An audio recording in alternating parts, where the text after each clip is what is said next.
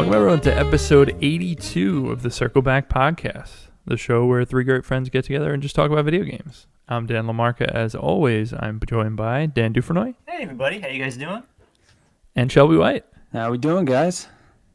Doing well. Always answer Shelby.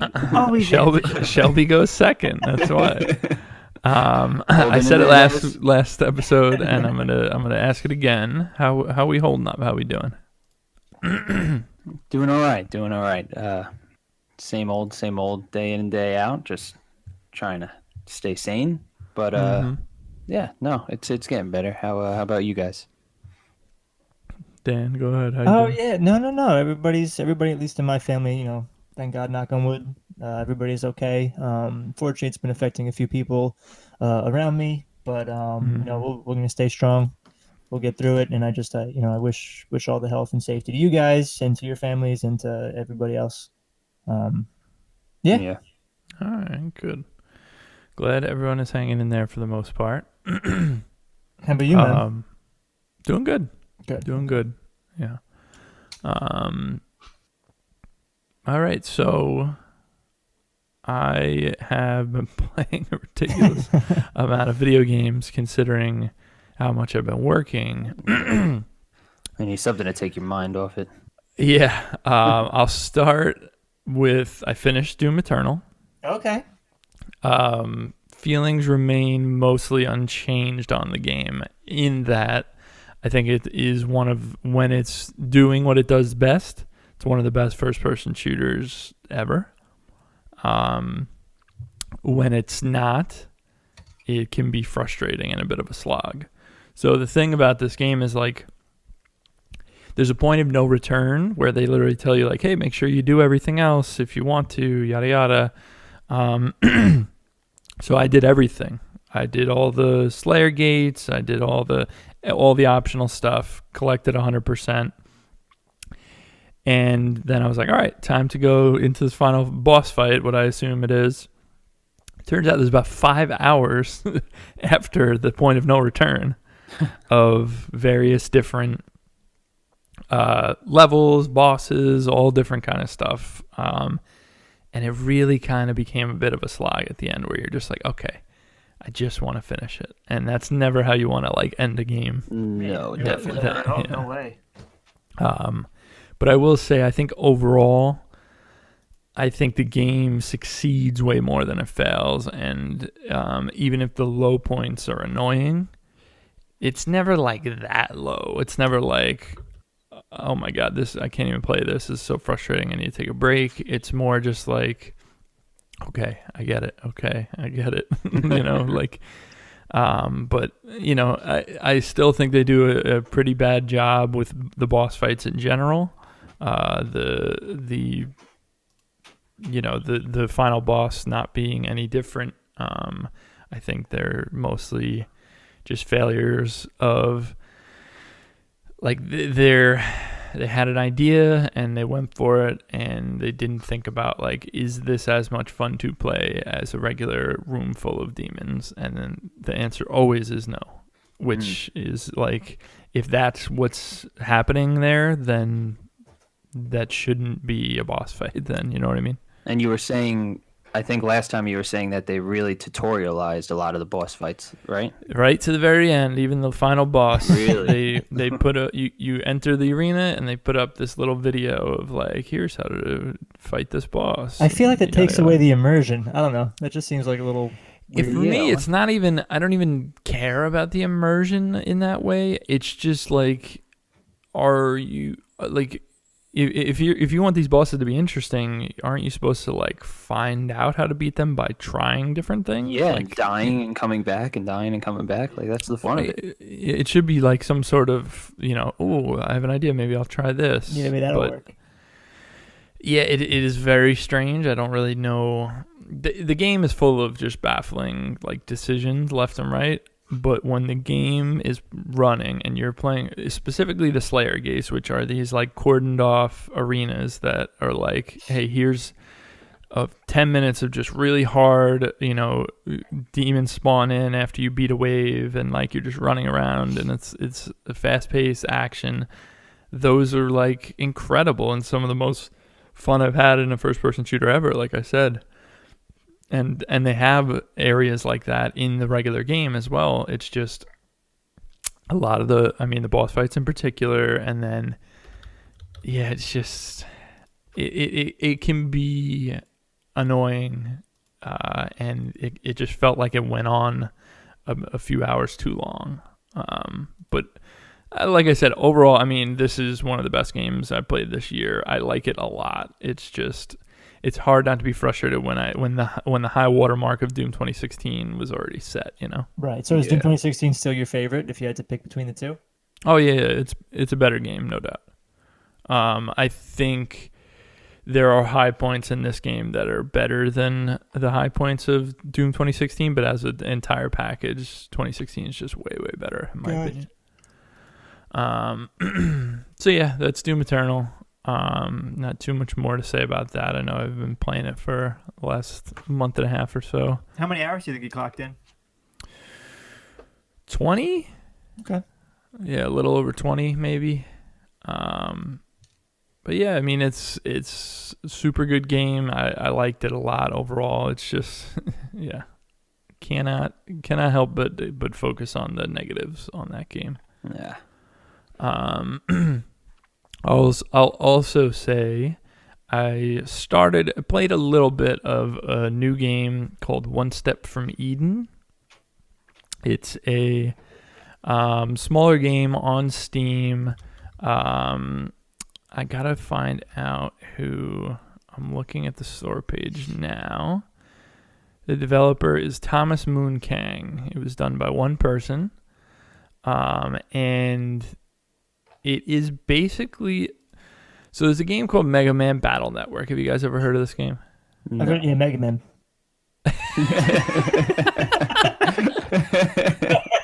Yeah, it's Mega Man. It's a very unique system of... I never played the game way back when, but people really revere it for the gameplay, where like you made like a loadout of like different chips, they were called. It was basically like a card deck. And what you would do is, it was turn-based. You would like set Mega Man up to use his abilities at the enemies, and you would set up these moves, and it was kind of like this was... I think the original was on like Game Boy Advance. I'm really butchering the description of this because I'm not very familiar with the game. I just know One Step from Eden is like a game. The developer loves Mega Man Battle Network and like made a spiritual successor basically. Yeah. But this one is not turn-based. So it's kind of like you're building out a deck, because like every time you beat a level, you get 3 cards that you get to choose one of, and those are like moves, and you're on a grid. I think it's like, let me actually look how many it is, because I was just on I'm looking that at page. a 4x8 grid. 4x8. Yeah, so it's 4x4 on your side, and then enemies have a 4x4 on their side. I see what you're talking about. And you can only move between them. But you're like moving, dodging enemy attacks, but also your attacks have specific things. So it might be like, okay, this one hits, horizontally, it hits 4 tiles away from you. So you line up in the same row as the enemy you're trying to attack, hit the button that fires when they're 4 tiles away from you. There might be another that like hits an entire row, but it only goes 2 tiles deep. So like there's this huge variety of different moves and stuff like that, but it's very frenetic, very fast paced, because it doesn't have the turn-based stuff that Mega Man Battle Network has. Yeah, that sounds similar to like when I did what was that game? Kingdom Hearts Chain of Memories. They had something similar to that, where it was like fast-paced, real-time card play battling. But this is a way better. I like the way you're looking at this. I'm looking at screenshots. Yeah, I really, really like this game. I think it's very, very cool. I haven't put in enough time to know if it like sticks a landing and like stays interesting. Mm-hmm. But it's like super unique game, and it borrows a lot from Slay the Spire as far as like building out your deck, and then each level it's like, you know, different paths you're choosing. Oh, this one there's somebody to save, this is a shopkeeper, you know, that same framework, but it has this different kind of combat where it's like, you know, fast paced, you're using your abilities, and you can get so many abilities that like you need to be aware, because it basically shuffles through. Say you have like 20 abilities, each enemy encounter, it shuffles through all 20 in random order. So like you have to know, like look down in the corner, see what move you have equipped, and be like, okay, I need to move to this tile in order to hit them, and then I also have to dodge the attack. Like there's a lot to keep track of. It's very like hectic, but when I started to get in a rhythm and I was doing pretty good with it, man, it felt great. It's very, very cool game. Can you see which cards you have like coming up? Can like you're on deck, you're in the hole sort of thing? Okay. Yes, but it's hard. I think you can see like the next 3 or so, something like that. Okay. And it's but very hard to at like the regular keep track screen, dodging of the and screen. stuff too. Exactly. Yeah. Which is cool. I mean, it feels great. And it's on the Switch and Steam. It's called One Step from Eden. And as of right now, I mean, I've only played an hour and a half, 2 hours, something like that. Because there have been a lot of big games coming out, but I really, really like it so far. And once I put a little more time into it, I'll definitely give more of an impression. Cool. Sounds interesting, man. A nice little deep cut. Yeah, it's cool. At first, when the music is great. I like the way it looks. When I first saw the screenshots, it reminded me of South Park's sequel game. Remember when they went to like a turn-based? Oh, right. One? Yes. But that was turn-based. But that's turn-based. Yeah, exactly. But yeah, One Step from Eden, pretty cool little game so far. Cool. Let's do an Animal Crossing check-in because we've all been playing a little more of that. Yeah. I collected all the Bunny Day recipes and talked to Zipper on Bunny Day. Yo, how unnerving is Zipper? He's terrifying. And anytime, have you ever gone like behind him and talked to him? He's got a zipper. Oh, well, whenever you like initiate a conversation from behind him, he's like, "What are you doing behind me? Don't look at that." Like he like gets freaked out because he knows that like he doesn't want the illusion lifted that he is an actual zipper. Doesn't blink. Yeah. I did the same though. I got all the Bunny Day recipes, and I'm just happy it's over. Yeah, honestly, it got really annoying. It was so annoying to go fishing and catch fucking eggs. I couldn't stand it. But is there any worse feeling than being like, okay, I'm gonna go fishing, and then you pull up an egg, and you're like, it's the opposite of the intended effect of like an exciting, ooh, look at this. Yeah. Instead, it's like, oh god, it's the worst. It's like, it was the what are you fossils doing? for me, man. Every time I'd see a fossil, oh great, I gotta go get this fossil. Yeah. Oh, it's yeah. like egg. Those were definitely the two worst, and the balloons. But at least you could see that those were. Yeah, you could see what was what. Even the stones too, because I was like, oh, I really need some friggin' iron right now. Yeah. Getting stupid eggs. It was very frustrating. And what was the worst part for me, because I work overnights, right? So on Bunny Day, so the day before I worked, so I had to wake up at 4 p.m. But the day of, so on Easter I worked. So I had to wake up at 4 p.m. and then had to get in the shower by 5:30 p.m. And so I get up and I was like, all right, let me give my recipes to Zipper. I'll be good to go. And then he's like, oh, here's another recipe. Make this, and then I'll give you something special. And I had to go freaking collect more eggs. Ugh. Yeah.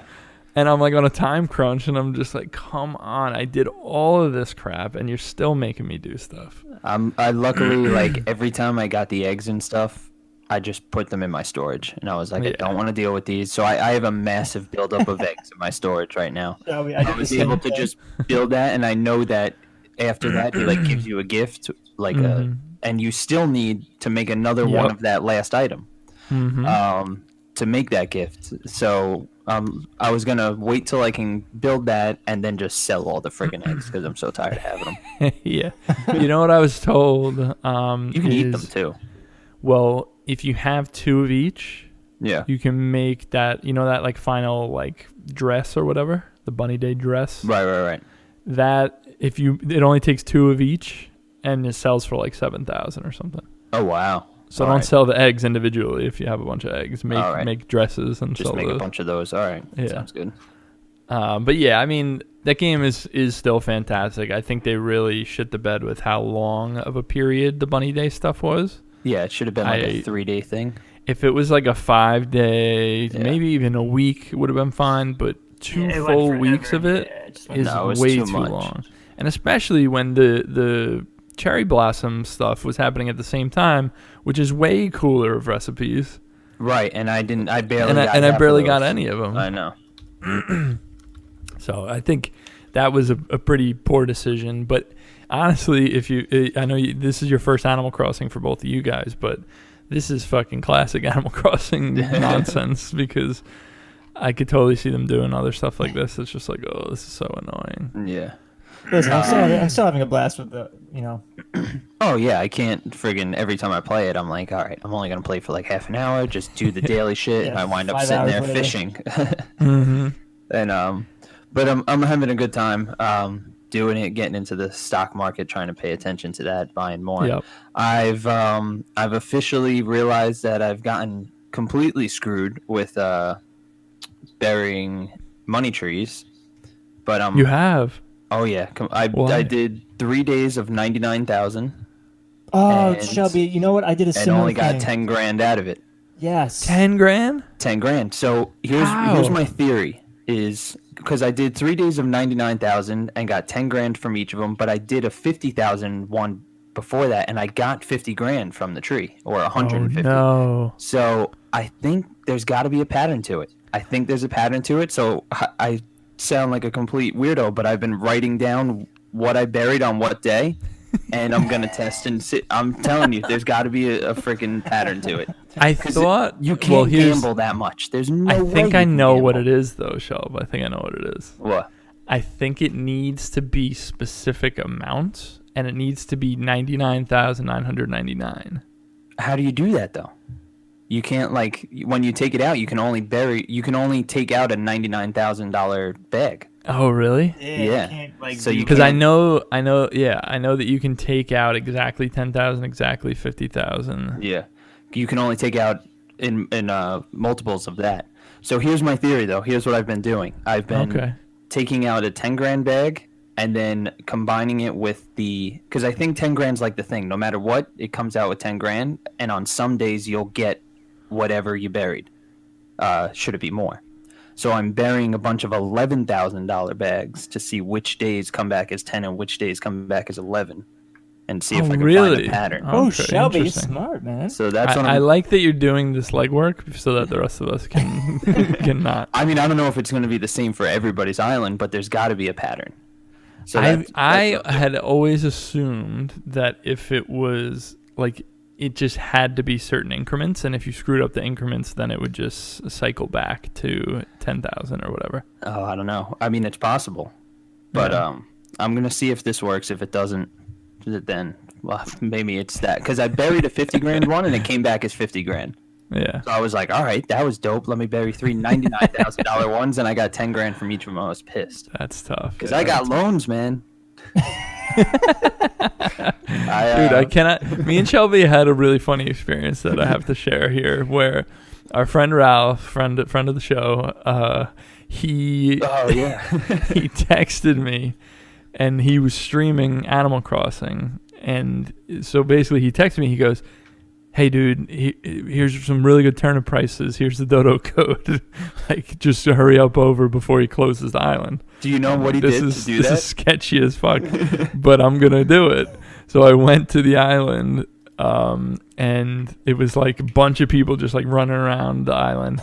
And I go sell the turnips, make a fortune, and then all of a sudden it cuts, and it's like, oh, looks like somebody's leaving, and it's like Shelby is leaving for the day. I was like, wait a second, was Shelby here too, doing the same thing I'm doing? I'm like, this is fucking weird. It was just such a funny experience. We were texting, like the three of us were texting, like our turnip prices and stuff like that. And Ralph sent me that, and I was like, I gotta check this out before I even tell them because I don't want weird shit going on. So I was like, let me go check out this island. And it was legit, and people are doing that now. I've heard there's like a website where people are putting up their things, but they're charging like entry fees. Yes, I've actually I've seen stuff on Twitter where there's like an actual like they rope off the rest of their island, the rest of the island, and they only make like a rope to the store. And then the person will be like standing there like a bouncer, like wearing sunglasses and a suit, and like literally blocking the way. And then it's like, oh, are you on the list? All right, you can go. Like are they charging like actual currency or bells? Bells.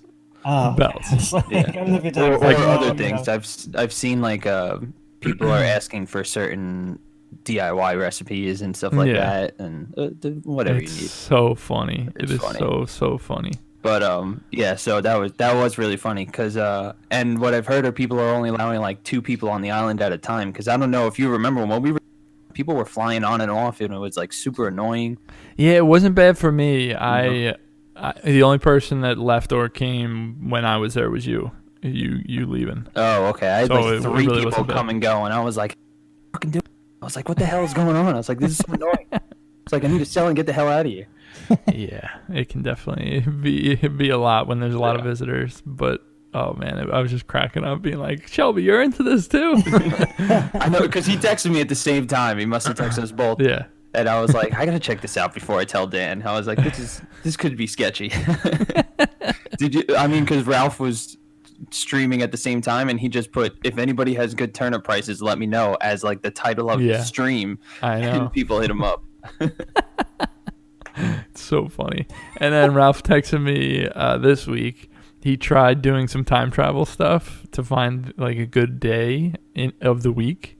Yeah. That his turnip prices will be good in his town because he didn't want to do that again. Yeah. And he didn't know that if you time travel while you own turnips, they all spoil. So all of his turnips went bad. And he gets back. He's like, what the hell happened to my turnip?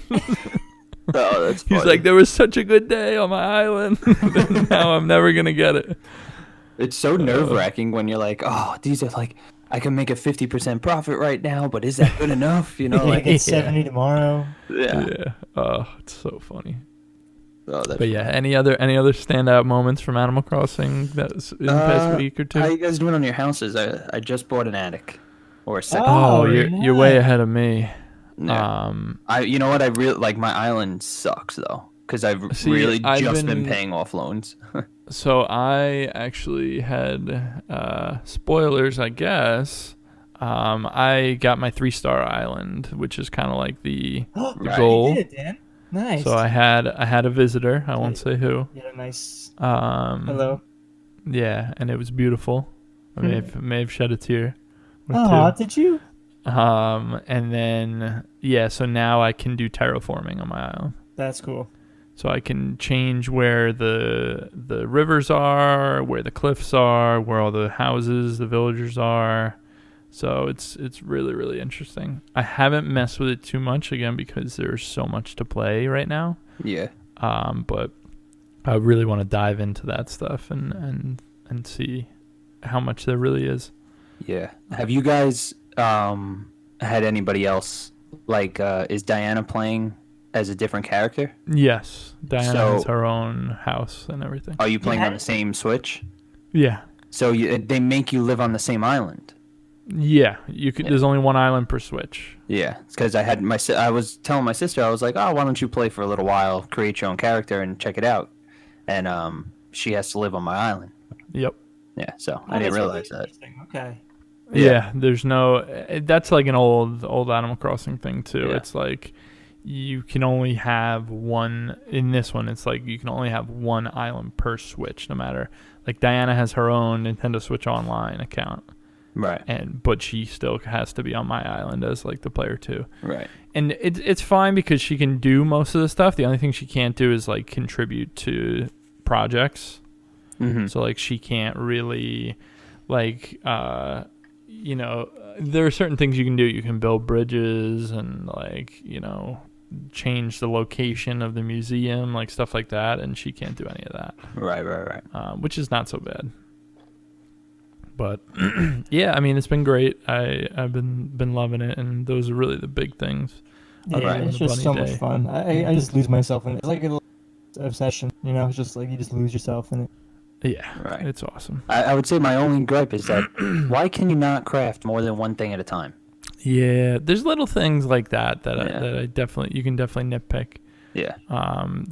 You should be able to certain things that don't stack are annoying, like the clams. It's like, why can't I just have a stack of 10 clams instead of like take up my whole inventory? Oh, yep. Yeah. Vanilla, my favorite flavor. Yeah, there's a bunch of little things like that, but overall, I mean, the game is just so good and fun. I just got to my first Tarantula Island. Did you guys go into did? Those? Nice. Yeah, so that was a money bucket. But what a hellhole that was, trying to catch tarantulas while other ones are chasing you. Yeah, you keep getting bit and go back to the so hard.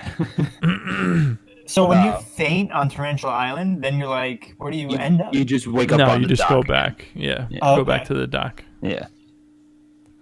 Like where I've only caught one tarantula. It's a little creepy. They sell for so much, $8,000. Yeah. Oh, so I caught I think 20 of them. I was able to fit. Oof. Yeah. Wow. That's big. Yeah. So it was great. And then I was pissed though because I sold them. I didn't wait because obviously you catch them at night and Nook's Cranny. Like I didn't want to waste and only get 80% of the money. Right. I was like, so you just held them for the morning? Yeah, I was like, I'll hold them into the morning, and then I sold them, and then the next day, the guy who comes and gives you more money for bugs Flick showed up. Oh. Yeah, so I was like, God, if I held on to him for another day.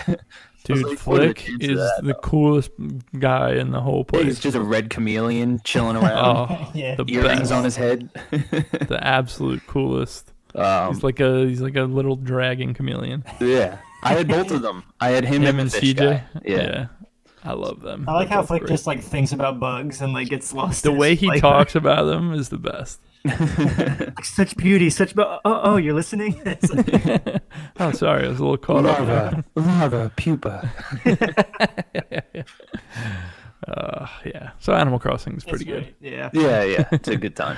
I've already put. I saw you on the Switch. You can see how many hours you've played like certain games. I've already put more hours in Animal Crossing than I did Fire Emblem. Which is crazy. Fire Emblem's an RPG. Like, that's nuts. But there's something about Animal Crossing. It's just so easy to just play and play and play and play. Yeah. There are two big games. Before we get to them, Shelby, give us your Gears update. All right. So I forgot where I was last time. I think I had just started 2. Yes. Or I was halfway through 2 or something. I think you were near the beginning. Yeah. Okay. So I finished 2 and I finished 3. Wow. So I beat them You've been both. hard at work. Wow, man. So give thoughts on those. So I think I was praising 2 last time we talked because I definitely thought it was a better game than the first one for sure. You know, like I liked that the enemies were a little bit tougher. You know, it still felt very fluid to play and everything like that. You like the story better? I like the story a little bit better. It had its ups and downs.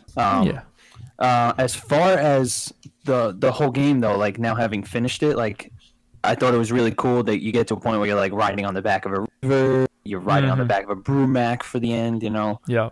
Yeah, they did really good set pieces. I just didn't understand like not that I didn't understand it. There was just no real climax at the end, you know. Like I felt like we got them, you know, like.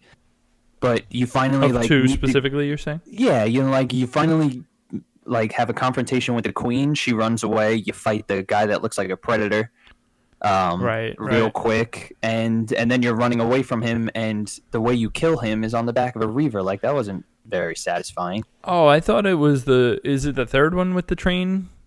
Or with Rom or whatever? That's the first game. Oh, that's the first game. Yeah, the back of the train with Rom is the first game, and then the second game at the that's very memorable. end, that's a memorable. Oh, like, super final memorable, fight, yeah. I think. So that's what I mean. The first game had like that final fight on the train, and then at the end of that, like in the cutscene, you see the queen, and she's like, "This ain't over yet." Right, and then you have the second game where I'm like, all right, I want to fight this queen. You finally get down to fight the queen. She runs away, and you fight her dude with the staff that looks like a predator. And the way you wind up killing him, like you have a cool little battle with him, but you wind up killing him while you're on the back of a Reaver, and you just kill his, and it crashes, and he dies. Right. And then they never talk about the queen again, but you sink Jacinto, and everybody just assumes that she's dead, and that's how the game ends. And I was like, well, that's not very fun. I was like, it was a great game, but like, I felt like it felt like a middle game. Like that's exactly what it felt like, the middle of a trilogy where it's like, all right, but the rest of the story's coming. Right. And then I have to say I played Gears 3, and this could just be me playing them years later. I think it was by far the best one of the series, in my opinion. Gears 3? Like I went on to a few like talks afterwards, and everybody's like, Gears 2 is the best one of the trilogy, and I'm like, no way. I was like, how is that possible? I was like, Gears 3 actually had a narrative. Like maybe that's just the type of game that I like more, but like there was tenfold more cutscenes, so like they actually added a narrative to the game. Right. Handling the guns, like each gun actually felt like it had a real purpose. Like picking up an enemy gun didn't feel like the exact same thing. Like you can, they gave you less ammo on some of the guns you're used to, but it was a more powerful gun. You could zoom in a little bit more. You know, like, I think most people would say, and I think Mass Effect is in a similar boat where it's like they feel better as the games go on. Like 3 is the best playing game. Oh yeah, for sure. But I don't know. I liked the fact that you could actually switch it up. Like you play the set pieces in 3. Every act had like its own. Like you started the game on the boat, you know, like the marine boat, and then you guys get attacked, and then you're in the city playing as Cole. Like you finally get to play as another character. Yep. Playing the same hour-long time frame, but from a different perspective. That was pretty cool. Mm-hmm. Yeah. It was a little weird when what's it called? Dom dies. Yeah. To Mad World, like the game just goes into slow motion and Mad World plays. That's how they do it. They play Mad World. They do. But they finally. Really? Oh yeah, completely. Yeah. It's so bad. Wait, I gotta look that up after this. It's bad. There were no lyrics, but it was Mad World. Yeah, it's bad. That was funny. But I liked the enemies a lot. Like you bring in the people who had the emulsion inside of them. I forget what they called. They called them glowies. They were like exploded and stuff like that. I don't know. I just think 3 was a better game. But again, I played them all in order, and I had a good time with them. Nice. Yeah. Now you're off to 4. You're gonna play 4 next? Well, not yet. I don't want to play them all in order, like right away. Okay. You know, like give it a little bit of time. Give them a little breathing room. Okay, cool. That's the Gears trilogy down. Yeah. I will briefly talk about Valorant because I played a little bit of the closed beta. Okay. This is the Riot Games Counter-Strike with Overwatch powers is a good descriptor for it. Mm-hmm. It was recently announced, and they went right to closed beta. The way that they are divvying out beta keys is like really annoying, but like smart business-wise. They're partnered up with specific like mostly Counter-Strike streamers.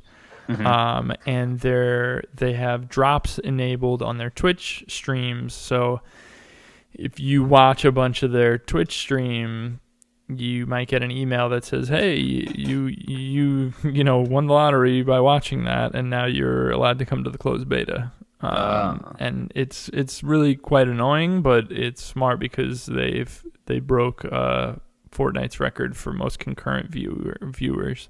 Oh wow. Which is pretty ridiculous to think about. So the game itself, I played only probably about 2 hours. It plays incredibly well. It looks really good. It's it's that super hardcore first-person shooter, very, very Counter-Strike feeling.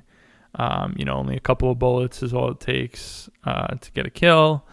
It's 5-on-5. If you die, you're out for the round. And then it's like a bunch of rounds. It's like, I forget how the scoring works, but it's like first to win 13, or it's like best of 25 or something like that.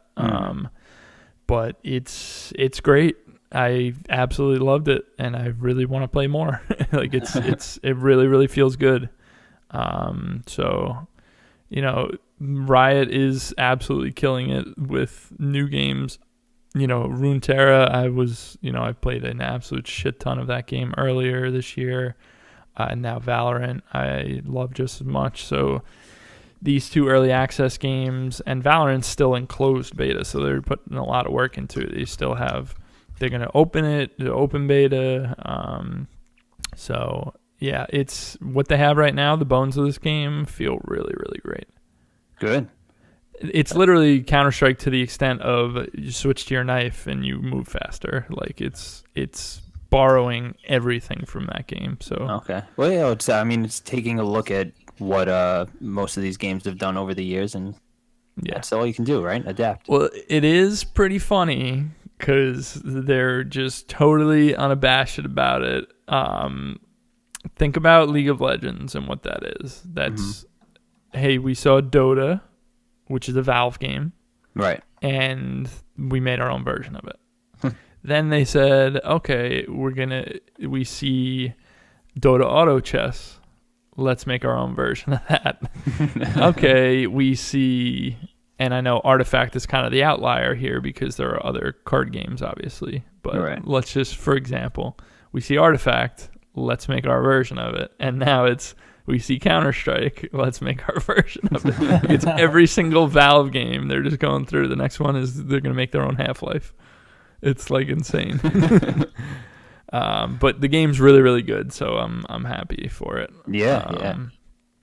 But yeah, that's Valorant. I'll have more to say as I play more. But yeah, for now, playing a couple hours, it's really, really good. Cool, man. Awesome.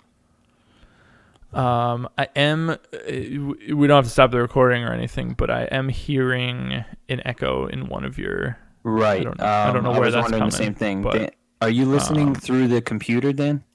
Yes, I am. Do you have headphones? I do. And it's not coming out of your speakers too?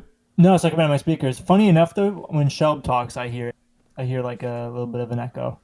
Interesting. But now when you talk, Dan. Okay, it's sounding a little better now anyway. So wait, is your audio set up to go out of your headphones? Yes, it is. Oh, okay. That's okay. It's not a big deal. I don't think I'm really catching it too much on my end. Does it echo when I talk? Like, do you hear the echo? I'm only hearing it when I talk. Yeah. Oh, interesting. Oh, I don't know. But it's fine. Okay. All right, let's dive into it. We got two games. We got Resident Evil 3 and Final Fantasy 7. What do we want to talk about first? Right. I haven't been playing Resi 3. I know you two have. So why don't you guys go ahead and start with that? All right. All right, we can start with that. Dan, you finished it? I finished it. I finished it as well. What are your thoughts? So my initial thoughts, like overall thoughts, are it's very good, but it's nowhere near the game that Resident Evil 2 is. So like I had the same feelings because when I finished, I enjoyed playing it, and then it ended very quickly, and I felt the same way, and I was curious why I feel the same way. I don't know if it was because Resident Evil 2 did it first. No, I think it's like the originals. RE2 is just a much better game than RE3. Anyway, okay. And that's what this is, I believe, because it feels the same kind of polished and the same kind of like, it's gorgeous. It's really, really nice to look at. Mm-hmm. It just feels like Nemesis is like Mr. X is a more intense and scarier Nemesis. You know what? Yeah, I feel like Nemesis was goofy. You know what he is though? The reason for it, I think, is that Nemesis is like scripted, right? So it's like, hey, here's a Nemesis sequence. So for the next 10 minutes, you're gonna get chased by him until you lose him or whatever.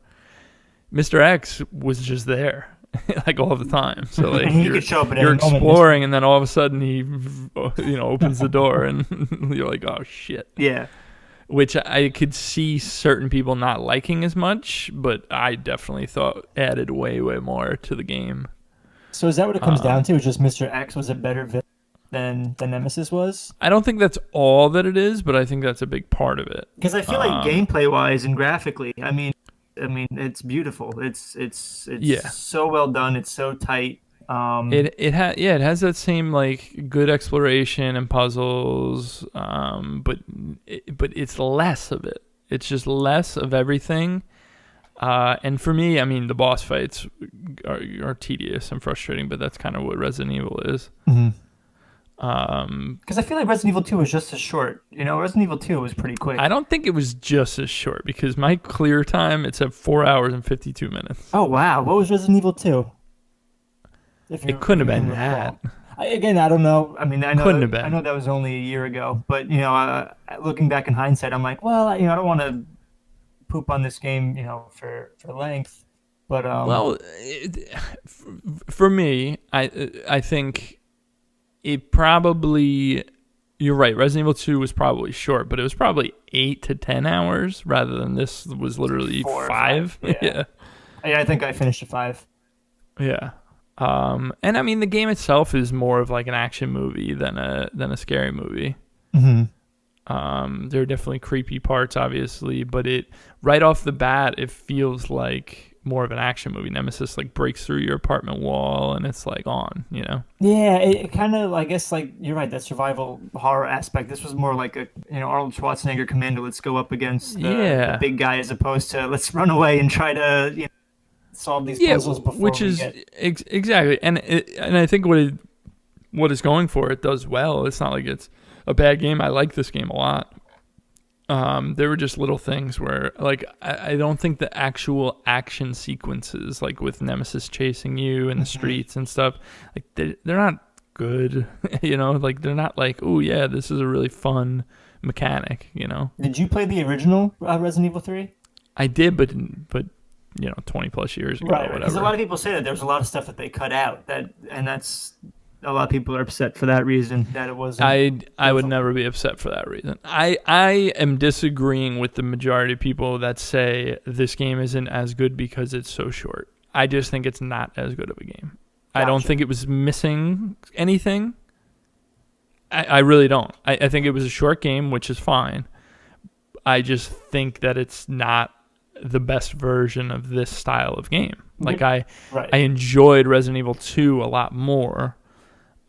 Because it took I guess it took its time a little more, but it also just had more interesting sequences for me. I feel like this one didn't do a lot that was like very, very interesting or exciting. It was just kind of like, hey, this is a fun action thing. You're moving from place to place, and then there's like I said, the boss fights are kind of annoying. And that's it. I mean, I will say graphically, like, I like the enemy design. I like the Nemesis visually, the way he looks. And I actually I think Jill is such a great character in this. Oh, she's awesome, yeah. She's so awesome. I love how Carlos is such a piece of shit in the beginning, and like he's like trying to pick her up. Yeah. And she's always like, just get the hell away from me. Like she doesn't take it at all. Yeah, she's awesome. Which is just fantastic. And then by the end, Carlos grows on you. But he definitely was was a little over the top in the beginning. Sure. But so what you're saying is that Resident Evil 3 better than 2, even back in the day. So maybe that's where because I didn't play the original one. I've just played the remake. So I was like, I wonder why I'm not feeling the same. Whoa, this was because when Resident Evil 2 came out, we were all like, oh my gosh, this is amazing. So it's just because the source material. That's my feeling. Anyway. That's my feeling. Yeah. And I'm sure certain people would argue with that. But I truly think, just comparing the two games that we have, the two remakes, it's like 3 just isn't as exciting and interesting of a video game. Right. Even if there are certain parts of this game that very specifically harken back to 2 Remake, but it's like the fact that that's my favorite part really just solidifies the fact that I like RE2 a lot more. It's a much better game. Gotcha. I understand why they added the dodge mechanic, but it's really bad. like it's just really weird to like. Yeah, when you can just like run right on. Yeah, it does. It feels kind of strange. Yeah, that's kind of the game. I mean, I like a lot of the cinematography in this game. Actually, like I think the direction of it, like in the cutscenes and stuff like that. I think it's a very good looking, very well directed game. Oh, for sure. I just don't think as a whole game it's like excellent. But I really enjoyed it. I mean, for what it is, I think it's great. I mean, if like Resident Evil 2 never existed, I mean, this would be like a breath of fresh air. I feel like, but yeah, and we just got to a year, right, a year and a few months ago, and that game is like super super good and well designed. I feel like this one, the design itself isn't like as tight or satisfying. Right. So maybe it was just doomed to fail anyway. It could be, yeah, but again, fail is a tough one because I do really like this game. Yeah, I just don't think it's not going to end up being a top 5 game of the year for me. Right. Like so, No, same. I enjoyed it. I'm glad I played it. I wonder where they're going to go next. With all the remakes. Well, I heard rumor that they're going to do 4 next. We will get to that in the news. So hang in there. Speaking of top 5 games of the year, Final Fantasy VII Remake, baby. Let's talk about it. Hot damn. The game is so good so far. So freaking good. It's amazing. Me and Dan have long been on record saying Final Fantasy VII is the overrated one. It's the one that turned and made a lot of the Final Fantasy games what they are in the bad ways. Mm-hmm. They are doing some really, really interesting stuff with 7. Yeah, I'm getting serious FOMO over here. Dan, you should be feeling FOMO because this game is really, really good. Yeah. I don't know how far in you are, Shelb. I have played about 6 hours. I'm probably about the same. I'm at chapter 7. Oh, you're much further than me. Oh, okay. Yeah. I am just about to go do the second reactor. Okay, I just got to the second reactor. Oh, chapter 7? Yeah. They go. I'm on chapter 4, though. Yeah, I literally just walked into the room of the second reactor. Oh, so weird, but I feel like I'm there. Oh, it takes. There's a lot that goes into getting to that second reactor. Okay. Yeah. Okay. Yeah. All right, so you're a couple hours ahead of me probably. But what I'll say is, number one, the combat system feels fantastic. And so freaking good. The demo showed it a little bit. You're like, okay, this is interesting. I like this. But it really, when you have Tifa going and it's 3 of you guys and you're switching between and using abilities, you're using summons, it just flows so well. Yeah. And it's so much fun to play. I just love playing this game. Dude, I completely agree with you. I've never played the original. The only Final Fantasies I've ever played are 10 and 15 for an hour. So I was excited for this one to come out. So I'm coming into it not knowing the story. I don't following the same thing. But as far as gameplay goes, if every Final Fantasy, the past 5, played gameplay wise like this one, I would have been all over all of them. It is so freaking, like you just said, fun, fluid. Yep. It's and the fact that when you're about to do so, that you're not getting killed. You press X and it goes into super slow motion so that you can make your decisions, Oh, I love it. It feels it's such a nice blend of the turn based and the action. Yes. I think it's so cool. Yeah. Then you add in that they are just having so much fun with this game like in ways I never expected, because I would not call the original Final Fantasy VII like them having fun. Yeah. I would say it's like a very self-serious, like a little over the top with the whole Cloud as the anti-hero thing. And Dan, I'm going to use you as a reference point here. All right, do it. Because you played Final Fantasy VII. I did. I beat the whole thing. Much more recently than I did. Mm-hmm. So a couple of things. Number one, there were no Dementors in Final Fantasy VII, right? No. Like Harry Potter? Like oh, yeah. Exactly like Harry Potter. Because there are Dementors, and it threw me way off. The other thing is Sephiroth isn't a major character like an hour into the game, right? Yeah, well, Sephiroth, you always kind of hear about him, and it's not until probably like, I don't know, once you're out of Midgar that you realize that he's just this maniac. He's like a major character in like the thing that they're doing, like playing around with him in this game is so interesting. And so here's what I need to say, because I don't want to spoil too much in this game, because I think these surprises are very fun to experience yourself. But I think they made this game knowing that everyone knows what the story of this game is, and they're like playing around with it, like with not only with your expectations, but with like the events of the game. And it's really, really interesting. And of course, we won't know until we finish the game. Right. But like, there was just a flashback to Cloud, because Cloud grew up with Tifa. There was a flashback to Cloud and Tifa like hanging out, and Cloud's telling her that he's gonna go be a soldier, and he's like, I'm not just going because I want money and I want to work. I want to be a soldier like Sephiroth. And Tifa's like, oh, that great war hero. Like, they're messing around with the timeline in such an interesting way, and I don't know. This is why I need your help, Dan, because I haven't played Final Fantasy VII. I probably played it like 7 or 8 years ago through. Okay. But I don't remember that much. Yeah, I think me and my sister, we just looked it up. I think it was like 2015 we played the game. We were looking at our trophies or whatever. So, yeah, it was like 5 years ago. Right. So I'm right to assume that in the first few hours of the game, there was definitely not anything like that, right? Well, no. So Sephiroth was considered a war hero. Like, he was.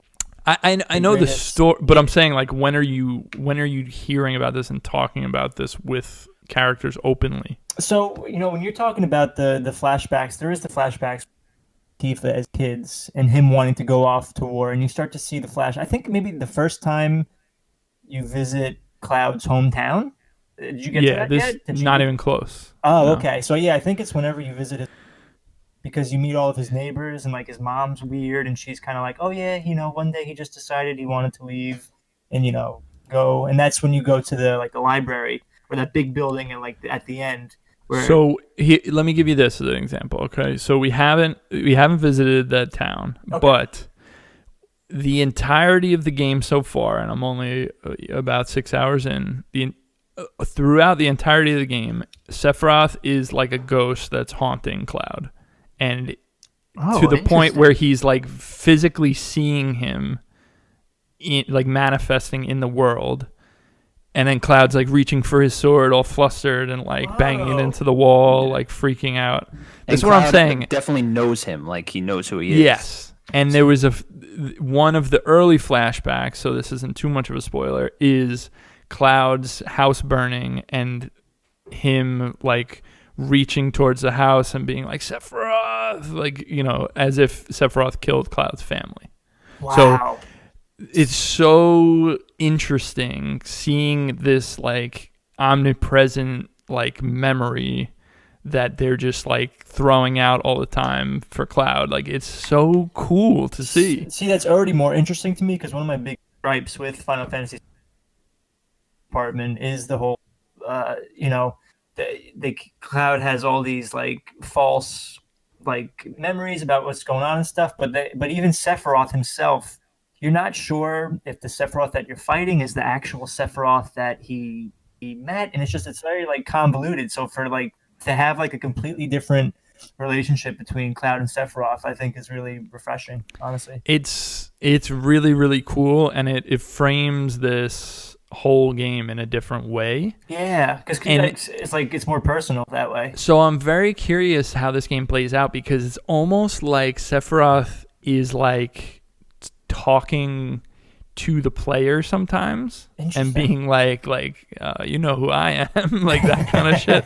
And it's so weird because I'm like, what are they doing? Is this like a pseudo sequel more than a remake? Like, I don't know how much they're playing around with that stuff, and it's really, really interesting. That's because that already entices me enough. Like I said, my big question was like, is the Sephiroth that you fight at the end of the original Final Fantasy VII, is that the Sephiroth that's buried underground? Is that the same Sephiroth that, killed somebody? I mean, it's been almost 23 years. I'm sure people know who I'm talking about. But I'm like, that was like one of the biggest things, was that there was like 10 different Sephiroths and you weren't sure if they were the same guy. Right. So well, let me entice you even further, because when I was saying like they're having fun with this game, like I am consistently super surprised at the way tonally this game flows between, the beginning, the first couple hours is like the usual Cloud. You played the demo, Dan. Right. It's like him being like, "I'm just here for the paycheck," right. and then Barrett being like, "Oh, you little shit." Yeah. So like it's basically that, but then the moment that really got me is you go on this mission for Jesse. And there's this crazy, like, Yakuza-esque, like, literally the amount of silliness in, like, a Yakuza game, where there's this guy on a bike named Roche. Is he not in the original one? I don't think so. Because he was awesome. But there's this guy on a motorcycle that's just, like, flipping around and doing all this crazy stuff, and he's like, "Oh, my heart burns for this battle," and it's like super over the top, but like really, really fun. And the way he interacts with the game, kind of like he's like on your side, but then you have like a boss battle with him, and then he like takes out a bunch of enemies for you, and it's like the whole way he's like, woo, like riding the motorcycle, like doing flips. Like, I just love this shit. And like with the dumb stuff with Wedge and Biggs and Jesse, and like Wedge like gets his butt burned or something. Bit by the dog too, yeah. Oh, bit by the dog, whatever. And Jesse's like, "Let me have a look," like pulls down his pants and like slaps his ass. and then you have this whole scene where like you parachute down back from the plate back to the slums, and you get to the bottom, and Cloud looks at Wedge and he goes, "I'm really sorry about your ass." And like, it's just so silly, but like really, like they're having fun, and it's so refreshing. Like I never would have expected that from my memories of Final Fantasy VII. Interesting. Yeah, it just sounds like it just sounds better.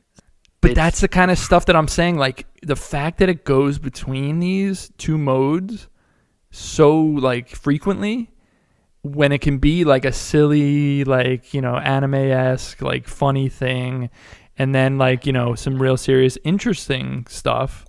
I couldn't believe it as I was playing it, like with a smile on my face. I'm just like, man, I'm loving this. Like this, not only is the gameplay great, but it's just so much fun, and they're really doing something, and it's awesome. You guys might have made me want to have to buy it. It's Dan, great, you really actually should, because I expected playing this and being like, okay, it's Final Fantasy VII, you don't have to worry about it, Dan. But it's totally not. It still has some annoying things, like Barrett's still Mr. T, which is terrible. Wedge is one big like fat joke, which is annoying. But the things that surprise, like the music is ridiculously good. Like, that's one thing Final Fantasy always does, right? Oh, of course. And 7's soundtrack is amazing, but the way they're remixing it and then putting in like new kinds of music, like this crazy like guitar riffs that come in and like it is so good. What's it called? Like, could you go off exploring as much as you can in the original one? There were definitely times when you can walk around and like talk. I thought it was funny because there was a part that I just did that you're coming up on where they kind of guide you in a way, and they're like, all right, we have to get to this point. I wonder how we're going to get there. And then you just kind of explore on your own. Mm-hmm. And there's multiple paths you can take. And like during it, if you don't take the regular path, Barrett will be like, where are we going? We're going on a little adventure. I was like, oh, yeah, I mean, there's a thing over there that I want to go get. So it's pretty funny. And they talk about it. He'll be like, you're trying to get to that thing over there, huh? And like he brought it up, and I was like, "Yeah, I am. That's exactly what I'm trying to do." And it's it's funny. It's funny because opposite. It's like you don't have to do that, but those funny things were brought up because I did. The thing that's interesting about this game, the way it's set up, is the world is very like linear, but it feels like a living, breathing world somehow. Like there are a lot of like incidental characters that are just talking about things that you've done or things that happen in the world. Now, when I walk by as you're walking through, I assume that those are like characters in the original game you could just walk up to and have a quick conversation with. Yeah, it is like that, but there's something pretty immersive about just like walking through the slums and just hearing people a bunch of different conversations without having to stop and talk to each one of them. Like it just kind of. I thought it was a good way to do that instead of having to stop and talk to people. Like you definitely, you can pick up almost like an eavesdropping sort of thing, and they write it on the side of the screen where you can read what they're saying. Oh, that's cool. Yes, it's very cool, and it's just interesting because there's a lot of like small side quests that are like very simple. It's like, hey, go kill these rats, whatever. But the combat is so much fun that you don't mind doing it. Mm-hmm. And it's stuff that you don't have to do if you don't want to. So I think they're striking a good balance of like side quests versus like big side quests, like with Jesse, and stuff like that, which I'm curious how many of those kind of quests there are. But yeah, I mean, honestly, it is just so surprising how high I am on this game. Like I absolutely love it. It's so gorgeous as well. Like really. And I'm playing on an original PS4, and it is gorgeous. Yeah, like it really is so good looking. I do have to say there was something I thought was funny. I didn't pick up on it, but like sometimes when we were going through and like we'd beat some enemies and stuff, like Barrett would hum something. And he'd be like, dum, dum, like, I don't know how it goes, but he was doing that, and that's what he was doing. And I was like, what the hell is that? And then I was watching videos of the original one, and that's what happened when you defeated enemies. And I was like, that is so cool. I was like, what is he humming? Why is he singing? It's just a super fun, like, they are doing something interesting here. And they're having fun while they're doing it. And I don't think there's a better like recipe than that. I think you might have just sold me on it. I think I know what It's really, really good. Oh, man. Thanks. I'm only 6 hours in. Shelby's only, 7 or 8, whatever. Yeah, but not much further. But as of right now, I mean, I love this game. That's awesome. I'm going to have to get on it. Yeah, I think you should.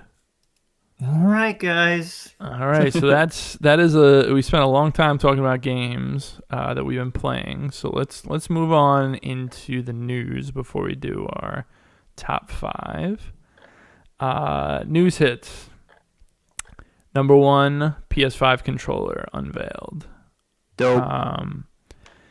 Yeah, it looks cool. I think it looks like a Portal turret. That's what it reminded me of the second I saw it. Something about the white with the black trim. Mm-hmm.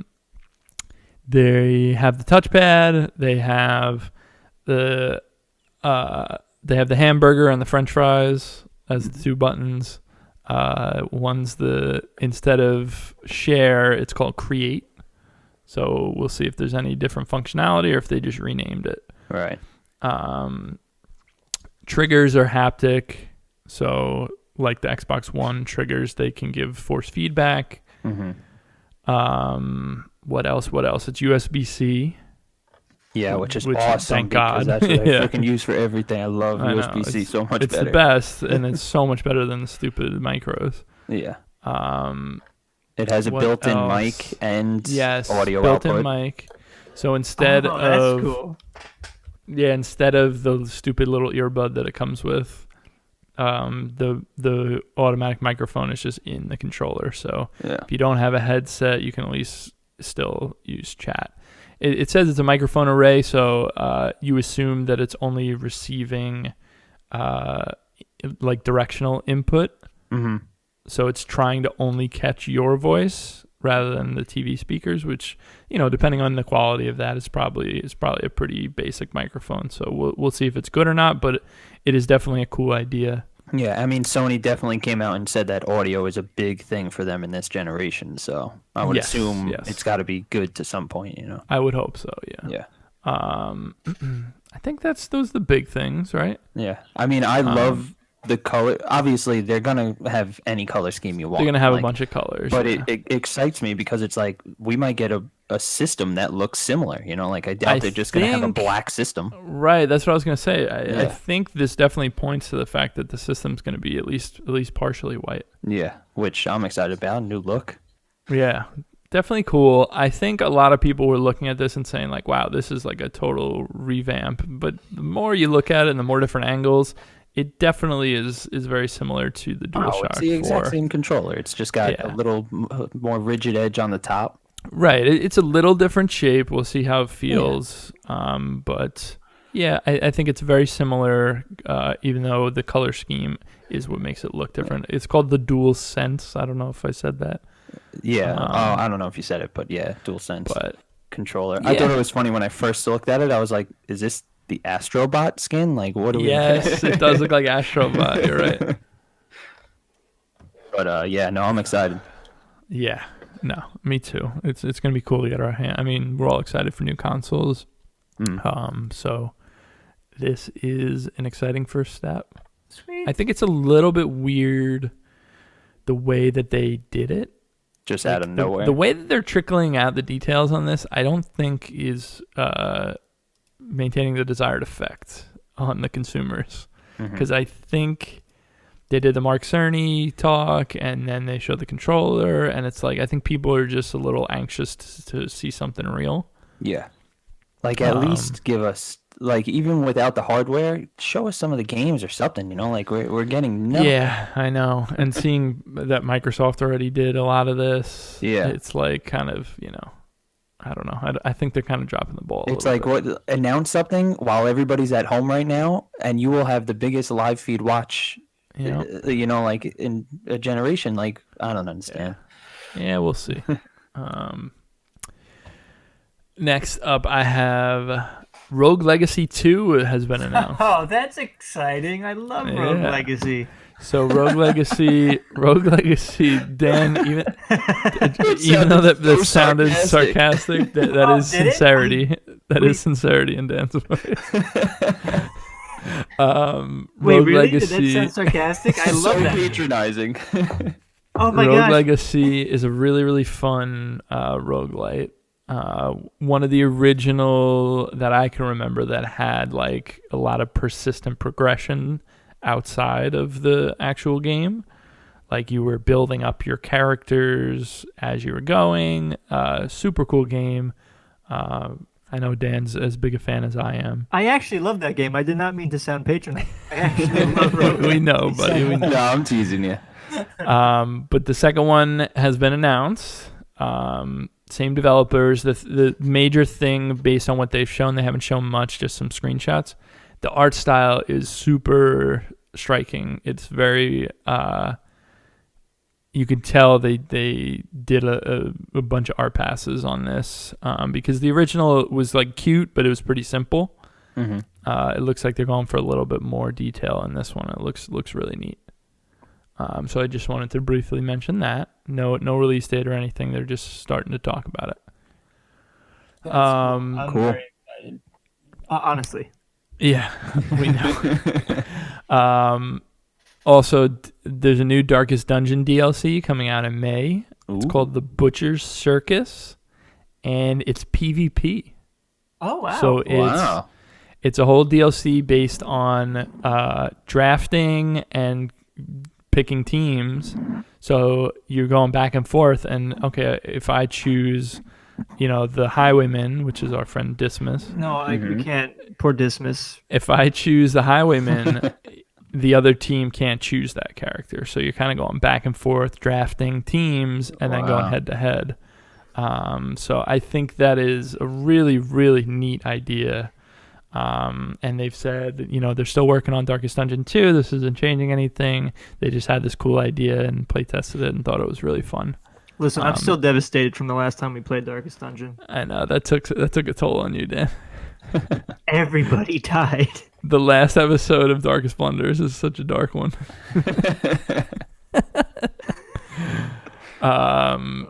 So yeah, that's called The Butcher's Circus. It'll be out this May. Let's do this. I'll drop this one in there. Gearbox.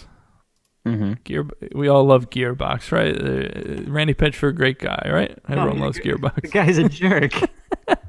So they're in the news again. Sarcastic. They're in the news again for another fun little thing here. What do you do? I'm just gonna read. I'm reading from a Eurogamer article here. So this Eurogamer article starts with. Within its first 5 days, Borderlands 3 sold over 5 million copies, making it 2K's fastest selling game of all time. Yada yada.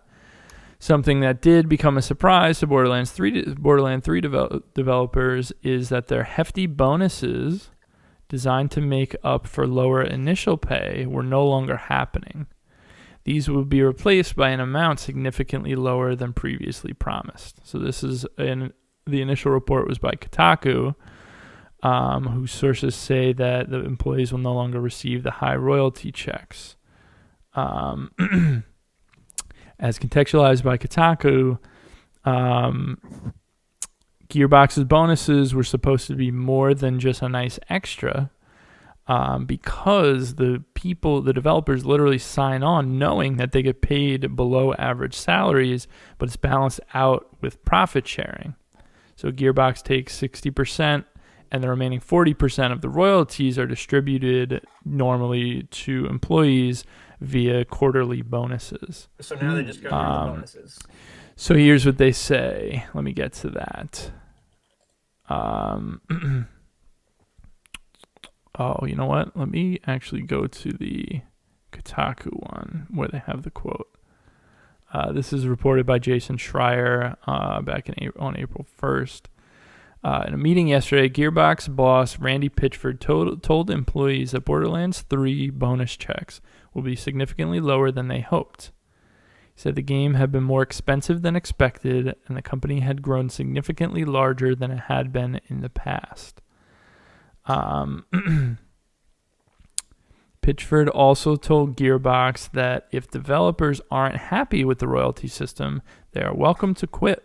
Oh my wow. God, these people, I swear to God. So these people signed on specifically because of the profit sharing process, and then once the game releases, they just basically slashed how much the percentages are. And then there's got to be some sort of contract thing that is that sucks. Yeah, because now they either have to accept it or... That's ridiculous. And again, I want to clarify, Strauss Zelnick, the CEO of Take-Two, which is the parent company of 2K, said, we expect lifetime unit sales to be a record for the series. So this isn't something that is due to poor sales and they can't afford it or something like that. Not to mention that late last year, something had gone public that Randy Pitchford got a $12 million bonus last year. So when you pair these two stories together, doesn't make sense why they cut the bonuses. Not the coolest thing for Gearbox and specifically Pitchford to do, but nonetheless, capitalism is a motherfucker. We need our video. Seriously, the more we talk about it. You cut out a little there, Dan. No. We need our video game union. Honestly, the more we talk about it. Yes. Why don't we don't have one? We just keep more and more about this stuff. Yeah, it's not good. But just wanted to mention that. I'll bring the other down piece of news, which isn't much of a surprise, but it's another negative one. Last of Us Part 2 has been delayed indefinitely. Obviously, this has to do with the coronavirus, but sources inside Sony are saying that the game is basically done. They are delaying it so that they can launch it retail and digital at the same time. They feel that if they just launch digitally, they'll be handicapping their sales in a major way. So they don't want to do that, which is understandable, if not disappointing. Yeah. I think we should prepare to see a lot more delays like this until this whole thing's sorted out. But yeah, just wanted to mention that. It's a quick one. Then we have two other rumors here to cap off our news segment. They're both Resident Evil related. The first one, Resident Evil Village, VIII, is what the I and the two L's are supposed to look like. So 8? Yes, is due out next year. I did see that. It will be a first-person game, and it will be a sequel to Resident Evil 7. Okay. The other rumors that are associated with this rumor are that it will be the first time that they will be dealing with the occult in a major way. So they're talking witches. They're talking like actual like fantasy-esque horror elements, like werewolves. Things like that. Interesting. So not just Zombies. So do you think that the only reason that they're making the game that way is because village was the only word that they can make an 8 out of? Oh yeah. That's definitely. Hey guys, I got this great idea. It was that or villain. I mean, it is definitely a major factor in this. Didn't they do the 7 inside of the word evil last time? Yeah, it was Biohazard. Yeah, it was.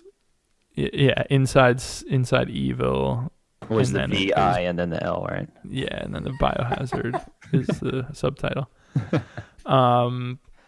So that will be out next year from the sound of it, and it will be a sequel to 7. So 7 is a very good game, so I'm excited for 8. Another one. This report just came out recently. Resident Evil 4 Remake is in the works by the same studio that made Resident Evil 3. It will be out in 2022. Now, we just had it's interesting to me because we just had remaster a year or two ago. No, not a remaster. No? What do we have? Resident Evil 4 has never been truly remastered. What was the one that was on the PS4 then? It's a version of Resident Evil 4 on PS4. Oh, that's it? It wasn't like remastered? Oh, okay. Nope. They have never like changed the major parts of the game. Interesting.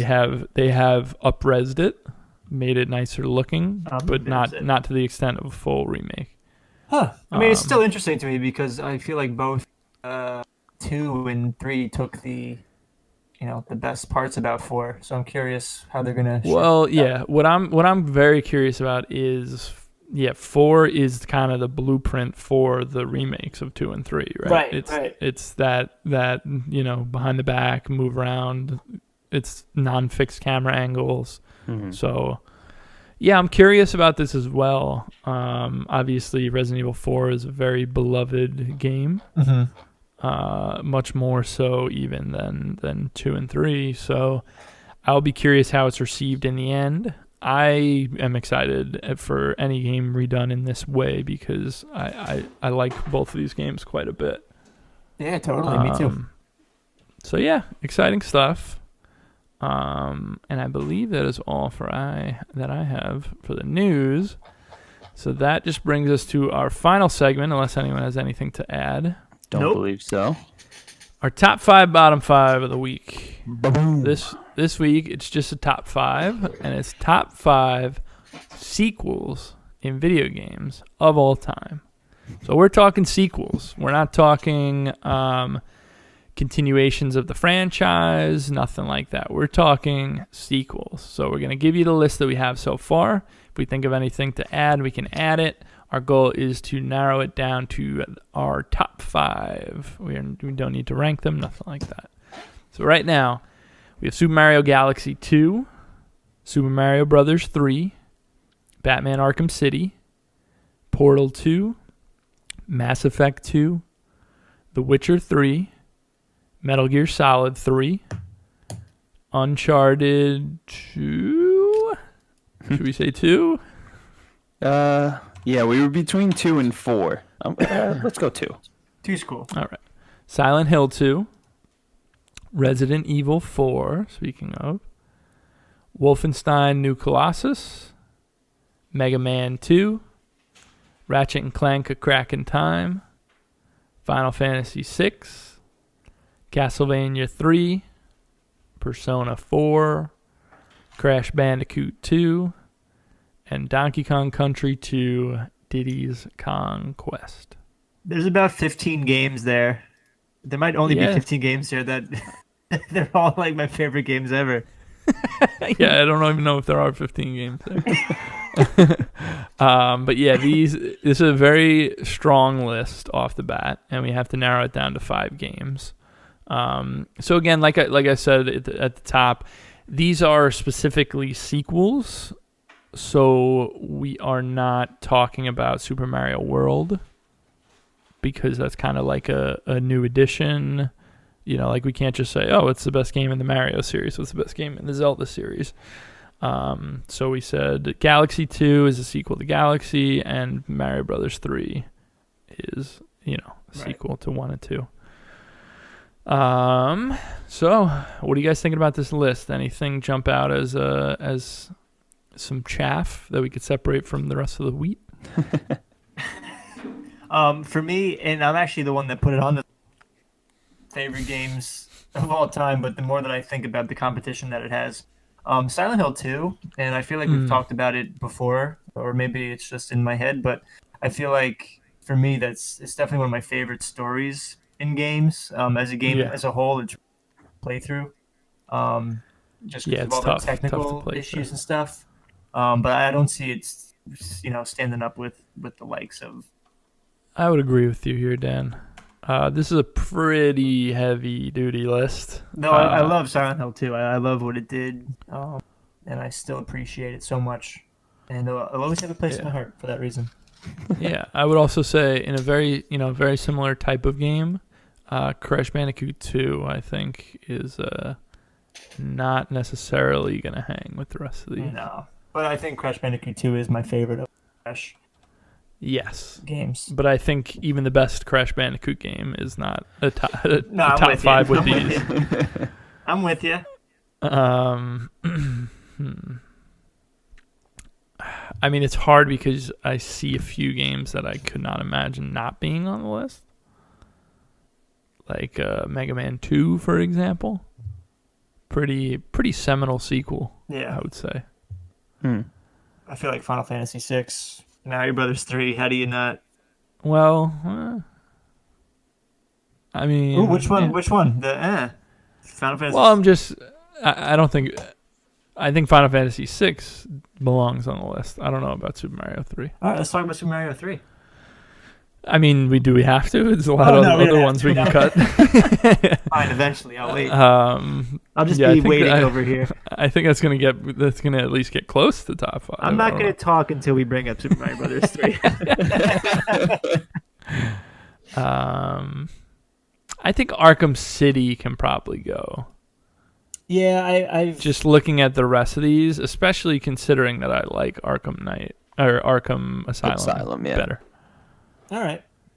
Personally, what do you think, Dan? You good with that? Yeah, I mean, I love them both. They're neck and neck. I think Asylum edges it out for me, but I definitely think I'm glad that it was nominated because it's still a phenomenal. It's a pleasure just to be nominated. Yeah, exactly. What else?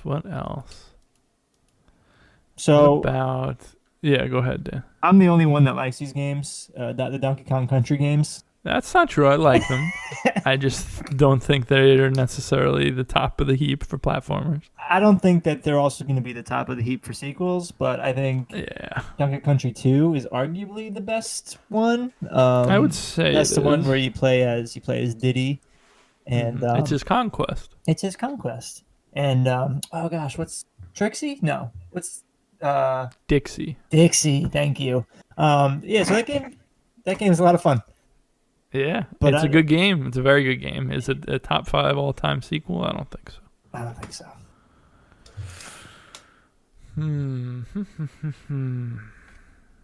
Do you think Persona 4 is a top 5 sequel?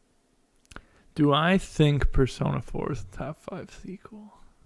Do I think that? I do think that. Oh, wow. I do think that. Maybe for now. Okay. Do we think Uncharted 2 is going to be on this list?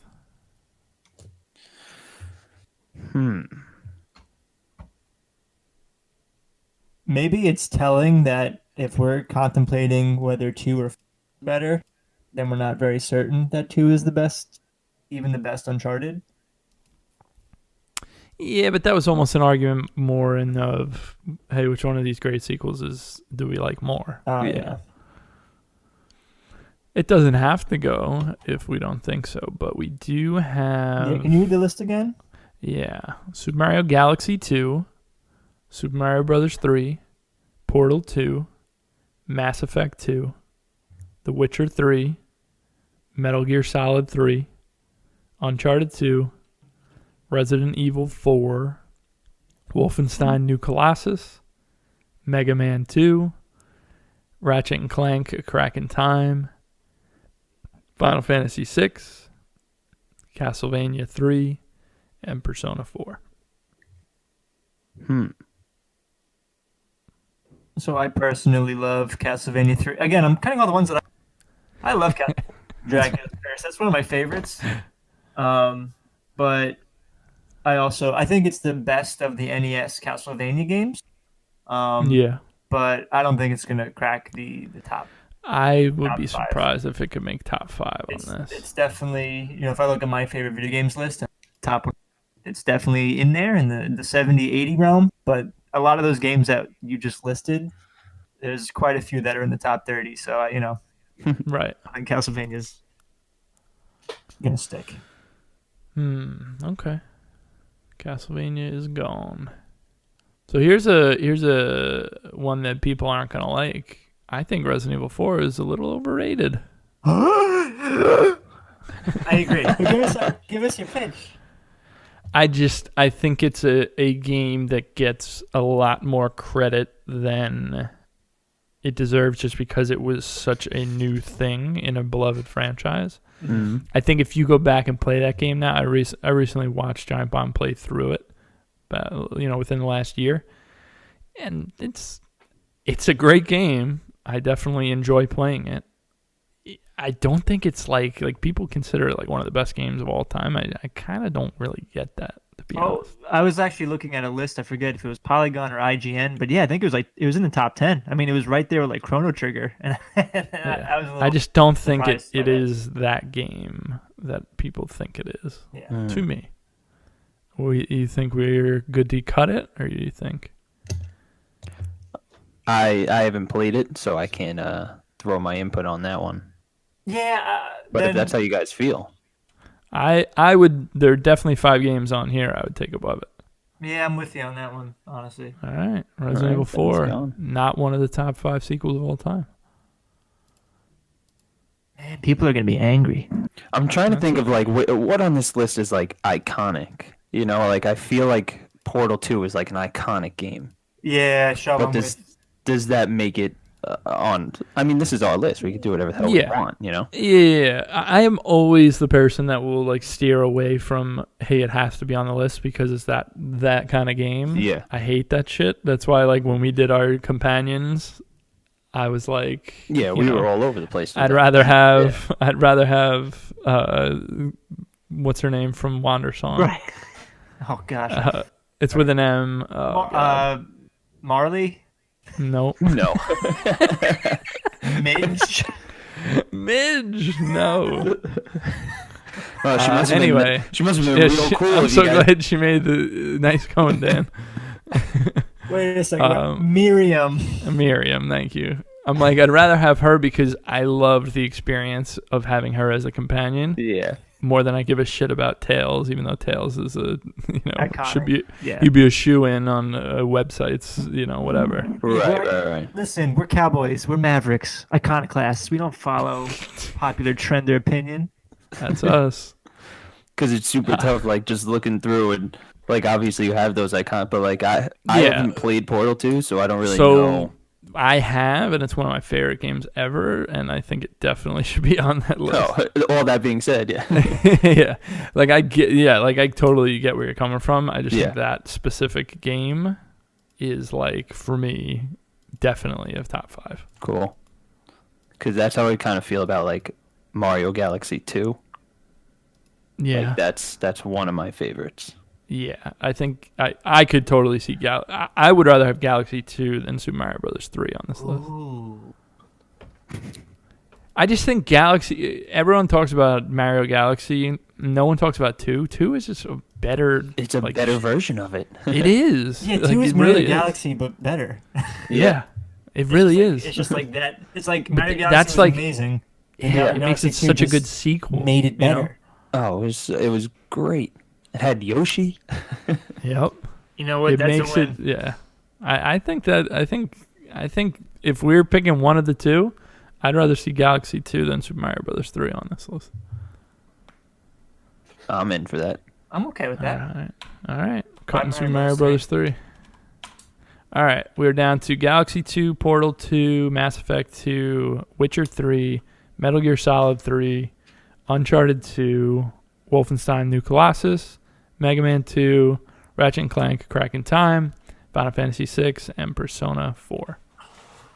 So it's one of my favorite games of all time, but I'm not sure if with the heavy hitters on this list that A Crack in Time sticks around. Yeah, I was looking at it. I think it's the best of the series by far, it does. As far as its narrative and like continuing the gameplay that you already loved, Yeah. But I don't think it's a top 5 sequel with this list. Yeah, I don't think so. But goddamn it, Sony announced a new sequel already, or I'm gonna flip out. I know that freaking that remake of the first one was so good. Dude, they do that with a new story. That's what I'm saying. That's all I want. It was amazing. Okay, we're really kind of getting down to it here, guys. Yeah. I'm looking at this list. I think I'm gonna let go of Persona 4. Really? Based on the rest of this. I mean, think about what we're looking at here. Galaxy, that's the tough thing. Portal, Mass Effect, Mega Man. Are any of those 4 not gonna make it? No, those got it. Yeah, there's no way. Dan, is Mass Effect 2 your favorite, or are you like 1 better? So I always said that I liked 1 better because I liked the actual story, like the overarching story better. Recently, I mean, Giant Bomb's been doing the Mass Alex series, going through them, and I rewatched the entirety of 1 and then the entirety of 2. And 2 is a better game, and I don't think I can deny that. Because it's just so much fun with the different characters' missions and you're recruiting them and they're it's just so good. Mm-hmm. I think 2 really is a better game. And they're doing 3 right now. 3 was so good, like such a good game to play. Right. It's just people didn't dig a lot of what they did for resolution wise. So that's the thing. Mass Effect 1 and 2 is just so satisfying. Like the final, boss fights and just the way that it wraps up, like it's just very satisfying. Yeah, go watch the end of 2 again. Really? That's all I'll say. Yeah, that final fucking Terminator face, giant Terminator. It's not that cool. Oh man, I just remember like walking, like when you have your entire party and you're just like going through the entire like. See, that's awesome. Yeah. That was cool. Yeah, and that's what makes that game great is you're recruiting all these awesome characters and they're all coming together. The hard part is if, like, just as an example, and it doesn't have to be this way, but if we have those 4 2s, Galaxy 2, Portal 2, Mass Effect 2, and Mega Man 2, that means there's only one other game on that list. And what are the ones that are left? That would be The Witcher 3, Metal Gear Solid 3, Uncharted 2, Wolfenstein New Colossus, and Final Fantasy 6. Oh, God. So maybe we're not sold on those 4 at the top because some of these, I don't know. That's a tough one. Like for me personally, there's no way Metal Gear Solid 3 isn't on the list. Say it again, you cut out a little bit, bud. There's no way that Metal Gear Solid 3 is not on that list. Metal Gear Solid 3 over like a Final Fantasy 6? Well, I'm just saying I can't imagine this list without Metal Gear Solid 3, one way or the other. Well, we just need to get a top 10, and then we're good. If only it were that easy. I think there are 2 that stand out as not being in that grouping, and that's Uncharted 2 and Wolfenstein. So I'm okay taking off Wolfenstein because the thing that gripped me with Wolfenstein was the story as an overall game. I mean, if we're nitpicking here, now we're splitting hairs, but as an overall game, it might not be the best, but as a narrative, it's up there with one of my favorites. Yeah. Oh, I adore that game for sure. I just for me it sticks out compared to these like giants. Yeah. Then we can cut Wolfenstein. Okay. I love you, BJ Blazkowicz. What are we at right now? We got Galaxy 2, Portal 2, Mass Effect 2, Witcher 3, Gear Solid 3, Uncharted 2, Mega Man 2, Final Fantasy 6, right? Yes. Okay. And I mean, I don't know. Yeah, I know. I feel like Uncharted's on the chopping block here. These other games, like as much as I know we love it, but I'd say it's time to go for that one. I think so. Uncharted I had a blast with, but when it comes to like, I don't know. This is hard. And then we got to get rid of 2 more. I think as a whole, I've recently been replaying Witcher 3, and I think it's really fantastic. But I know you guys haven't played it, and a couple hours in. I've dabbled. But yeah, I don't think that could stay with me being the only one that's beaten it. Okay. Yeah. So that's the reason. That's the reason we're taking it off. Because I mean, some people swear that I think that's made. Well, for our list, I think that's. Well, I think that if I am the only one that's played it, and I said that needs to be on the list, then we can hear that argument. Right. But I think even me being the only one that played it, I think I, would say, well, I would rather see some of these others. All right. Chop, chop. So now we're at the hardest part. One's got to go because we have 6. Okay. We have Galaxy 2, Portal 2, Mass Effect 2, Metal Gear Solid 3, Mega Man 2, and Final Fantasy 6. Yikes. So I've come to a conclusion.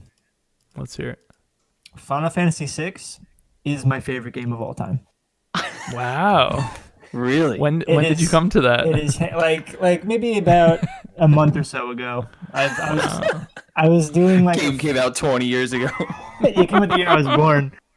I was looking through my list because we're in quarantine. There's not much else to do, so I was like going through my list, and I spent like a full week like nitpicking everything. And for me, Final Fantasy 6 is just it's just my all-time favorite game. It has everything I want in a game. It's got the most amazing story, most amazing characters, most amazing music. Gameplay is amazing. Graphically, it's gorgeous. Technically, it's proficient. It's just everything about it. There's nothing about it that there's nothing I could say bad about it. Yeah. Try. I mean, I would agree. I think that it is one of the most perfect games ever made. Seriously, it's my favorite game. It's so hard because for the longest time it was Super Mario, and then my list is seriously it's like Final Fantasy, Breath of the Wild, and Super Metroid, Outer Wilds, stuff like that. But Nine in the Woods, of course. You know, it wouldn't be a Circle Back podcast if I didn't mention Nine in the Woods. But yeah, man, I can't. So you know what? When we were talking about it, though, it's Final Fantasy VI. It's weird to for me to call it a sequel because none of the games. I was thinking about this actually. Other. I was actually thinking about this while we were doing this. So because it doesn't. Here's the thing that I'll say. It doesn't necessarily need to be a direct story sequel. Like we're talking about Mega Man here. Right. We're talking about Galaxy 2. It's it doesn't need to be story related, but I think calling it of course it's a sequel. It's a numbered Final Fantasy game, but it's not a sequel in the sense that we're talking about the rest. Because they know what they're like. Final Fantasy X-2 was a sequel. They've done that. Right. I know what you mean. Yeah. So what you're saying is we're getting it off on a technicality. Are we? I think so. After that argument, he just. Yeah. I mean, I will find people that it's because it's not a true sequel in what we're looking for. But I will say, Final Fantasy VI is my favorite game of all. And it is one of my favorite games of all time as well. No, Dan, it is number one. I think on a technicality, we're going to cut it. Okay. And that leaves our top 5. All right. Super Mario Galaxy 2, Portal 2, Mass Effect 2, Metal Gear Solid 3, and Mega Man 2. What's really sad is I just gave the passion speech about why Final Fantasy VI is the greatest game of all time just to get it off. Just to cut it. That's usually how these go. Don't you remember Game of the Year? You know what's really funny is we almost had 5 2s. I was thinking that as well. Metal Gear Solid 3 had to do it wrong. Do we have to rank those 5? Is there 5? No. No. Nope. We got our top 5 here. So congratulations to all the winners. And what's the opposite of congratulations to the losers? No, we still give them a pat on the back. It's all good. You. Listen, man, nobody wins unless everybody wins. This is how I win. All right, guys. Well, it's been a pleasure. Thank you, Dan, for being here. Thanks for having me. Thank you, Shelby, for being here. Thank you, as always. And thank you guys out there for listening. We hope that you enjoyed this episode of the Circle Back Podcast. And until next time, peace.